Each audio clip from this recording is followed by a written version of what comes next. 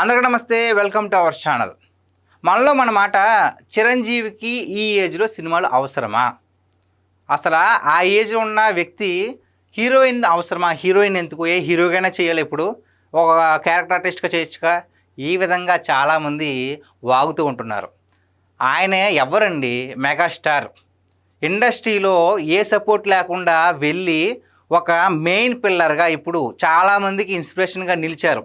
ఒక రవితేజ లాంటి వాళ్ళకి, ఒక నాని లాంటి వాళ్ళకి బిగ్గెస్ట్ ఇన్స్పిరేషన్గా నిలిచి వాళ్ళు మరికొంతమందికి ఇన్స్పిరేషన్ అయ్యేలాగా ఈయన ఆ స్థాయికి ఎదిగారు. సో ఈయన మీద ఎప్పుడైతే మనశంకర్ వరప్రసాద్ గారు సినిమా గురించి అనౌన్స్ చేస్తున్నారో, దాంట్లో నయనతార గారు హీరోయిన్ తెలిసిందో, సో ఈ ఏజ్లో అవసరమా అంటే ఖచ్చితంగా అవసరమే. ఎందుకంటే ఒక్కసారి ఆ లుక్ చూడండి. ఎక్కడైనా 70 ఏళ్ళ వ్యక్తిలా ఎక్కడైనా కనిపిస్తున్నారా?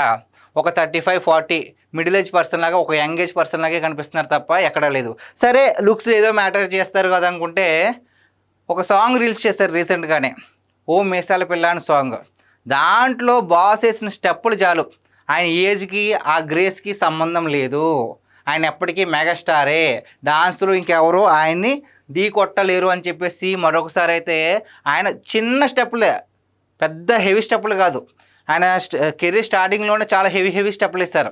సో చిన్న స్టెప్పులతో ఒక మెలోడీ సాంగ్ లాగా ఎంత బాగా ఆకట్టుకుంటుందంటే సాంగ్. ఆ విధంగా ఎవరైతే మెగాస్టార్కి ఈ ఏజ్లో సినిమాలు అవసరమా అన్నారో, ఈ ఒక్క సాంగ్ చాలు వాళ్ళందరికీ సమాధానం చెప్పడానికి. ఆ గ్రేస్ అంటే ఆ స్టెప్ ఇలాగ మనకు రాదే అనుకోండి, సో ఆ స్టెప్ వేస్తుంటేనే మనకే ఒక ఒంట్లో ఒక ఊపు వస్తుంది. ఓకే, ఈ విధంగా కూడా చెయ్యొచ్చా? Because is megastar. ఎక్స్ప్రెషన్స్ తోటి, కాళ్ళతో స్టెప్పులు, ఎలా షూతో, ఇవన్నీ చూస్తుంటే అయ్యో ఈయన కాలంలో మేము పుట్టుంటే ఇంకా బాగా ఎంజాయ్ చేసేవాళ్ళం కదా, ఎందుకంటే ఆయనకి అప్పుడు మేము ఫ్యాన్స్ అయి ఉండేవాళ్ళం కదా అని మాకు ఒకటి అనిపిస్తుంది. ఇక మెగాస్టార్ చిరంజీవి గారి అభిమానులకి ఈ మీసాల పిల్ల సాంగ్ ఇంకెంత ఎంటర్టైన్ చేస్తుందో మనం అర్థం చేసుకోవచ్చు. ఇంకా మనం బేసిక్గా చెప్పుకోవాలంటే, చిరంజీవి గారిని చూసి ఏడ్చే వాళ్ళు ఎప్పుడు ఏడుస్తూనే ఉంటారు.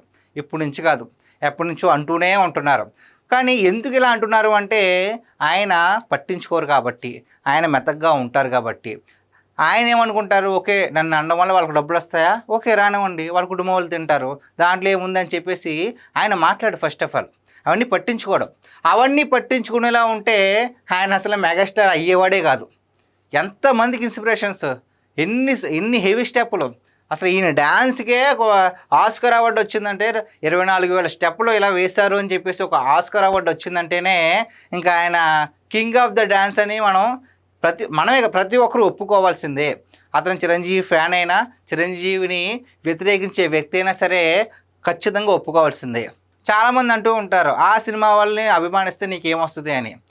అభిమానించడం వల్ల మనకు జరిగిపోయిన నష్టాలు ఏమీ ఉండవండి. అందులోనే చిరంజీవి గారు లాంటి వ్యక్తిని అభిమానిస్తే ఆ కిక్ వేరేలా ఉంటుంది. ఎందుకు అంటే సినిమాయే. అదేవిధంగా ప్రజాసేవ కూడా ఆయన అలాగే చేస్తారు. చిరంజీవి బ్లడ్ బ్యాంక్ కావచ్చు, చిరంజీవి ఐ బ్యాంక్ ద్వారా ఎన్నో వేల లక్షల మందికి సేవలు అయితే అందించడం జరిగింది. సో అదేవిధంగా ఈయన సినిమా అంటే ఒక ఇన్సిడెంట్ చెప్తున్నాను. అమలాపురంలో ఒక సైకిల్ స్టాండ్, థియేటర్ దగ్గర సైకిల్ స్టాండ్ పెట్టుకుంటారు కదా, సో ఆయనంట బాగా సినిమాలు ఏమీ ఆడట్లేదు, కూతురు పెళ్లి చేయాలి, ఒక సంబంధం వచ్చింది, ఎలాగని వాళ్ళ వైఫ్ అన్నారంట.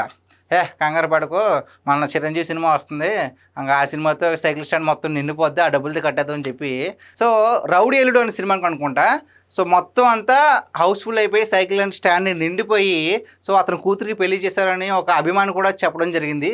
సో అంత క్రేజ్ ఉన్న మెగాస్టార్ని ఇలాంటి పిల్ల బచ్చాలు ఎన్నన్నా సరే, ఎన్ని రూమర్స్ చేసినా, ఆయన డ్యాన్స్ గురించి మాట్లాడినా, ఆయన ఏజ్ గురించి మాట్లాడినా, ఆయన హీరోయిన్ అవసరమా అని మాట్లాడినా సరే పట్టించుకోవాల్సిన అవసరం లేదు.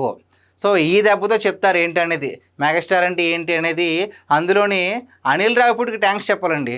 ఎందుకంటే ఎన్ని ట్రోల్స్ చేశారు, ఈయనకి ఇలాగా నయనతార హీరోయిన్ అంటే ఇంకా హీరోయిన్నా, సైడ్ క్యారెక్టర్ చేసుకోవచ్చు కదా అని. సో అసలు హీరోగా వర్తా కాదనేది మీకు సంక్రాంతికి అనేది గట్టిగా తెలుస్తూ ఉంటుంది. సో చూద్దాం, సంక్రాంతినే. మీరు ఇప్పటికే ఈ సాంగ్ విని, ఈ మీసాల పిల్ల సాంగ్ వినే వాళ్ళ కడుపులన్నీ రగిలిపోయి ఉంటాయి. సో ఈ సంక్రాంతికి రిలీజ్ అయినప్పుడు వాళ్ళ ఫీజులు ఎలా ఉంటాయో, అది బ్లాక్ బస్టర్ కొట్టగా ఏ విధంగా మారిపోతారు అనేది కూడా వెయిట్ చేద్దాం, ఏం చేస్తారనేది. సో గైస్, ఇది ఈరోజు మన వీడియో. ఈ వీడియో పైన మీ విలువైన అభిప్రాయాన్ని కామెంట్ రూపంలో తెలియజేయండి. Thank you.